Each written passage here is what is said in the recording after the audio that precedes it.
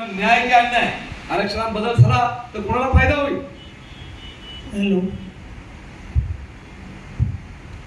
मी सुरुवातीलाच एक गोष्ट सांगतो. हे भारताचं संविधान पहिल्यांदा होय. जाऊ द्या, लाईव्ह सुरू आहे.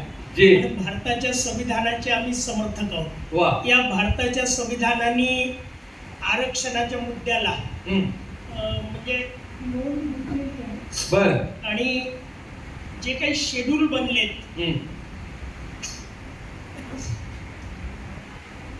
जे अनुसूचित जाती, अनुसूचित जमाती आणि अलीकडे ओबीसी साठी आरक्षण झालं.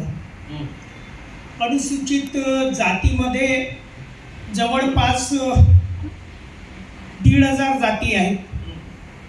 अनुसूचित जमातीमध्ये 1,000 जाती आणि ओबीसी मध्ये 3,500 जाती आहेत. 3,743. महाराष्ट्रात विचार केला तर 59 जाती या अनुसूचित जातीत आहेत आणि अनुसूचित जमातीत 39 जाती आहेत. आता उपवर्गीकरण आणि तेही अनुसूचित जातीच्या उपवर्गीकरणावर ह्या चर्चा आहे. या संदर्भात बदर कमिटीने जो अहवाल जाहीर केला, जो छुपा अहवाल म्हणतो, हो, म्हणजे अजून जाहीर केला नाही, फक्त आता म्हणजे बदर कमिटीचा रिपोर्ट आला आहे. बार्टीच्या माध्यमातून तो पब्लिक मध्ये आला, अजून आला नाही, अजून सार्वजनिक नाही केला गेला. बरं, परंतु तो पब्लिश झाला आहे. बर, तो पब्लिश झाला आहे. अधिकृतरित्या त्यांनी जरी स्वरूप दिलं नसेल आणि आता त्यावर आक्षेप मागणं सुरू आहे. आक्षेप मागणं सुरू आहे. त्याच्यात आता हे जे 2-4 दिवस होते, तर त्या 2-4 दिवसाच्या दरम्यान मी बहुजन समाज पार्टीच्या वतीनं एक आक्षेप ऑनलाईन नोंदवला. शासनातले सर्व जे काही शासकीय प्रशासकीय प्रमुख आहेत त्या सर्वांना राज्याच्या, कारण हे राज्याच्या संदर्भात आहे, राज्यातल्या शासकीय प्रशासकीय प्रमुखांना याच्या प्रती पाठवल्या. मित्रांनो, आता मी भारताचं संविधान दाखवलं. बाबासाहेब आंबेडकर हे संविधानाचे रक्षक होते. अनुसूचित जातीच्या रक्षणासाठी जर काही असेल तर हे संविधान आहे. आणि शासन हे संविधान विरोधी आहे असं मीच म्हणत नाही, तर पूर्ण भारत म्हणत सुटला की हे संविधान विरोधी सरकार आहे, शासन आहे, प्रशासन आहे. आता प्रश्न हा पडतो की हे संविधान विरोधी शासन, अनुसूचित जाती जमाती विरोधी शासन, ओबीसी विरोधी असलेलं शासन, बहुजन विरोधक असलेलं शासन यांना अचानक रातून कसा पुडका आला की यांना काहीतरी दिलं पाहिजे, शेड्यूल कास्ट मधले काही लोक वंचित आहेत त्यांना आपण दिलं पाहिजे. तर हे अचानक यांना स्वप्न कसं आलं, हा पुडका कसा आला, याचा आपण शोध घेतला पाहिजे. मित्रांनो, 59 जाती आहेत. आता आमचे पूरण मेश्राम साहेबांनी यावर काही कायदेशीर बाबीचा प्रकाश टाकला. शेड्यूल जे बनले, जो अस्पृश्य आहे, अंटच आहे, जंगलापाळात गावाच्या बाहेर राहतो, ज्या ज्या काही क्रायटेरिया त्या लावल्यात आणि त्या क्रायटेरियात ज्या ज्या जाती बसल्या त्या जातींचा एक क्लास बनवला. आणि ह्या 1,500 जाती भारतात आहेत. महाराष्ट्रात 59 आहेत. हे जाती म्हणून यांना संरक्षण नाही, यांना जे संरक्षण आहे ते शेड्यूल म्हणून आहे, तो एक वर्ग म्हणून आहे, अनुसूचित जात म्हणून त्यांना आहे. महार म्हणून सवलत नाही, मातंग म्हणून, भंगी म्हणून किंवा खाटीक म्हणून ही सवलत नाही. सवलत आहे ती शेड्यूल मध्ये असल्यामुळं शेड्यूल कास्ट म्हणून ती सवलत आहे. मग शेड्यूल कास्ट मधल्या 59 जाती आहेत त्यांना आहे, परंतु एक जात म्हणून ते नाही, त्या शेड्यूलला आहेत.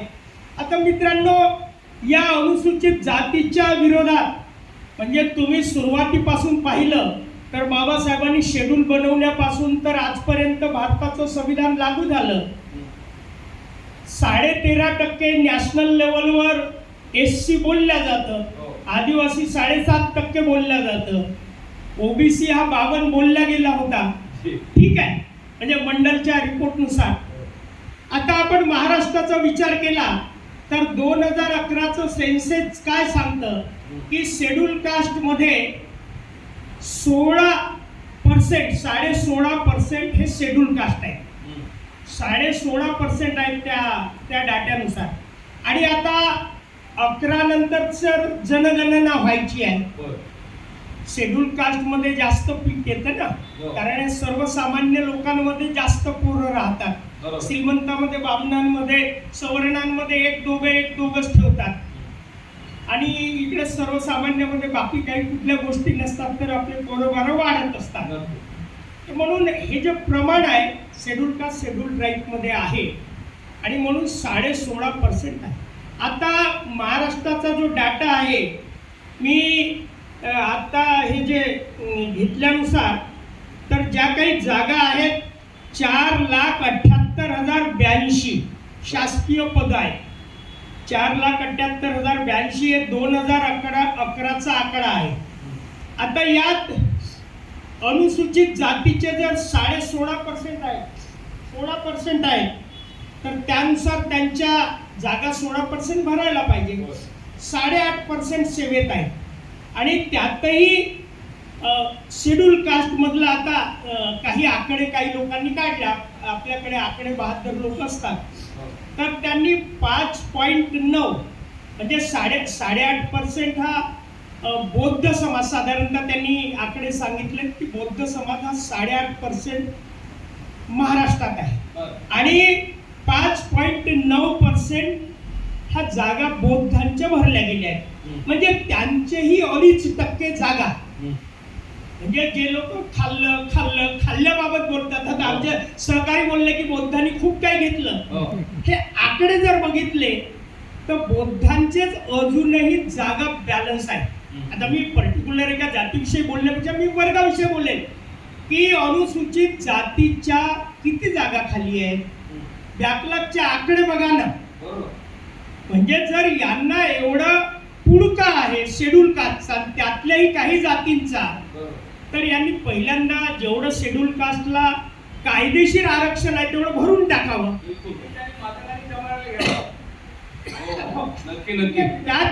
त्यात त्यांनी ते पूर्ण भरावं. आणि यांनी केलेल्या सूचनेनुसार जेवढं बॅलन्स असेल तेवढं सर्व बॅलन्स उर्वरित जो वंचित समाज आहे 59 जातीतला, त्या सर्वांना घ्यावं अशी आमची खरंच सूचना आहे. मी त्या दिवशी ते आमच्याकडे TV 18 वाले आले होते, त्यांना मी हा मुद्दा नक्कीच सांगितला की त्यात घ्यावं.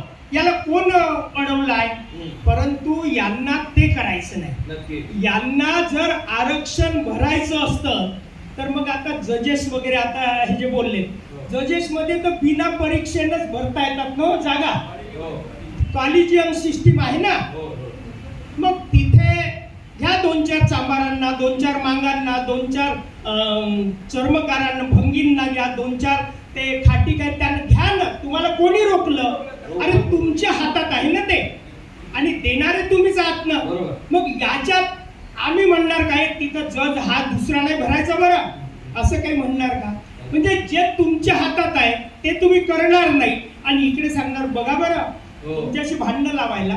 तर हे संघाचा मनुवाद्यांचा डाव आहे, हे लक्षात घ्या. एक दुसरं असं की बौद्धांची, मग तो तुमचा सेकंड राऊंड मध्ये बोलूया, सेकंड राऊंड येईल बोलूया. आता राहिला प्रश्न दुसरा की बौद्धांची प्रगती होण्यामागचं कारण काय, एवढे पुढे का गेले? तर जे लोक फुले शाहू आंबेडकरांच्या मागे गेले, फुले शाहू आंबेडकरांचा विचार ज्यांनी स्वीकारला त्यांची प्रगती झाली. जे गांधी गोळवलकरांच्या विचारानं राहिले ते मागेच राहिले, आजही मागणेवाले. बाबासाहेब 1-2 उदाहरणं म्हणायचे किंवा मातंग समाजाने पुंगी वाजवणं सोडून द्यावं, जसं महाराणी ढोर खाणं बंद करा हे म्हणाले, लेखणी घ्या, तसं ते म्हणाले भांगांनी पुंगी वाजवणं बंद करावं, चांबारांनी जोडे शिवणं बंद करावं, वाल्मिकींनी ते साफसफाई करणं बंद करावं, लेखणी घ्या आणि प्रगती करा. फक्त बाबासाहेबांचं बौद्धांनी तत्कालीन महाराजांनी ऐकलं, ते पुढे गेले, त्यांचा प्रोग्रेस झाला. म्हणजे ते आरक्षण मिळालं म्हणून नव्हे, तर त्यांनी वैचारिक एक दृष्टी क्लिअर केली आणि म्हणून त्यांचा तो प्रोग्रेस झाला, प्रगती झाली आहे. मी या निमित्ताने या प्रसंगी एक दोन गोष्टी सांगेल की हे जे षडयंत्र आहे, शासकीय षडयंत्र आहे, त्या शासकीय षडयंत्रापासून आपण सावध राहिलं पाहिजे. कारण जेवढं एक तुम्हाला करायचं, आता हेच कशाला बोलायचं शेड्यूल कास्ट शेड्यूल ट्राइब, जितनी जिनकी संख्या भारी उसकी उतनी भागीदारी. भारताचं संविधान काय म्हणतंय? 100% लोकांना न्याय द्या. म्हणजे 13% तर आपसात भांडवण्यापेक्षा 100% लोकसंख्या आहे देशाची, 100%. म्हणजे SC आपण 13 धरू, ST 7 धरू, OBC 52 धरू, मुस्लिम मुस्लिम म्हणजे मुस्लिम, शीख, ख्रिश्चन हे धार्मिक अल्पसंख्याक 11% आहेत आणि हायर कास्ट 15% आहेत. सर्वांना हायर कास्टला 15 द्या, ओबीसीला 52 द्या. आम्ही या मताचे आहोत ना, सर्वांना सर्व 100% द्या, म्हणजे कोणी कोणाचं खाणार नाही, घेणार नाही, भांडणार नाही. आता प्रश्न हा आहे की असं का नाही करत?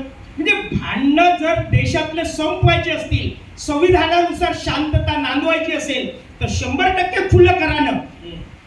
ज्या 3.5% लोकांसाठी 10% मागे आर्थिक दुर्बल म्हणून दिलं की नाही त्यांनी, एका दिवसात रातून त्यांनी निर्णय घेतला ना. कोणाची मागणी होती? आता प्रश्न आहे की ब्राह्मणांना 3.5, दुसरा हा मी 100%चा मुद्दा सांगितला. दुसरा एक असा मुद्दा आहे की 3.5% ब्राह्मणांना देऊन टाका आरक्षण आणि बाकी उरलेलं 97% जे आहे, 96% ते आम्ही बहुजन समाजातले लोक पाहून घेऊ, आम्ही ते वाटून घेऊ, आम्ही जेवढं कॅटेगरी आहे तेवढं करू, आम्ही भांडणार नाही.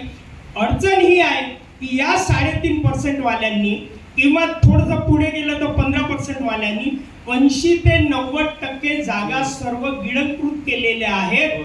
आता ते त्यांचं दिसू नये, ते त्यांचं बिंग फुटू नये, ते जनतेच्या लक्षात येऊ नये म्हणून यांचं तुम्ही खाल्लं, तुमचं यांनी खाल्लं, यांनी माझं खाल्लं, असे भांडणं लावण्याचं हे षडयंत्र सुरू आहे. हे समाजाने समजून घेतलं पाहिजे. आपण एक वर्ग म्हणून, कारण SC म्हटलं, आता सांगितलं पायल तडवी कोण होती, डायरेक्ट लोक सर्व रस्त्यावर उतरलेलं. रोहित वेमुला कोण होता, लोकांनी जात नाही बघितली.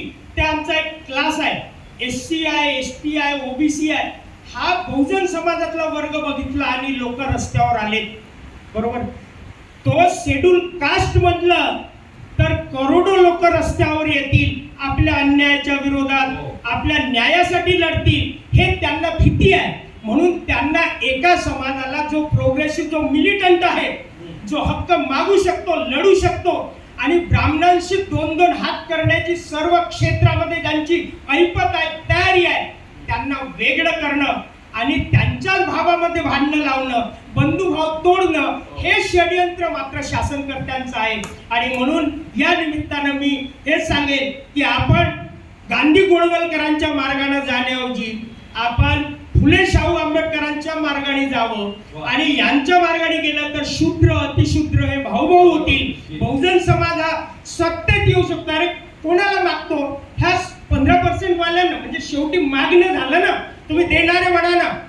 तथागत बुद्ध हे राजे होते, शाहू महाराज राजे होते, हे आपण राजाची, सम्राट अशोक राजे होते, आपण राजवंशज आहोत, आपण राजाचे अनुयायी आहोत. मागणारे नव्हे, आपण देणारे बनलं पाहिजे. आणि देणारे बनण्यासाठी SC ST OBC हा 85% बहुजन समाज आहे. उत्तर प्रदेशात बहन मायावतीजीच्या नेतृत्वात जेव्हा सरकार बनलं, त्या देणाऱ्या बनल्या आणि सर्वांना देणं सुरू केलं. इथलं कुठे काही बॅकलॉग नाही. म्हणजे तुम्हाला घरं द्यायला कुठे अडचण आहे? आता इथं झोपडपट्ट्या, म्हणजे जे सरकार आता नोकरीवरच बोलतं ना, अन्न, वस्त्र, निवारा, आरोग्य आणि शिक्षण हे देण्याची ड्युटी कोणाची? सरकारची आहे. झोपडपट्ट्यात कोण राहतं? आम्हीच राहतो.